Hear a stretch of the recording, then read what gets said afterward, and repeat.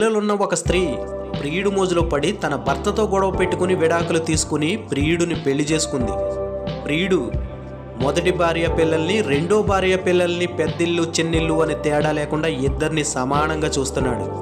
ఇలా కొన్ని రోజులు చాలా హ్యాపీగా గడిచిపోయింది. అనుకోకుండా ఒకరోజు ఆమె ఒక యాక్సిడెంట్లో చనిపోయింది. నాకు నా భార్యకు పుట్టిన పిల్లలు నాకు పిల్లలు అవుతారు, కానీ నా ప్రియురాలకు తన ముందు భర్తకు పుట్టిన పిల్లలు నాకు పిల్లలు ఎలా అవుతారు అని అనుకుని అతడు ఆ ఇద్దరు పిల్లల్ని అనాథాశ్రమంలో చేర్పించాడు. ఆమె ముందు భర్త మరో పెళ్లి చేసుకుని హ్యాపీగా ఉన్నాడు. ఇటు ప్రియుడు తన ముందు భార్య పిల్లలతో తను ఆనందంగా ఉన్నాడు. ఆమె చేసిన తప్పు వల్ల పిల్లలు అనాథలైపోయారు.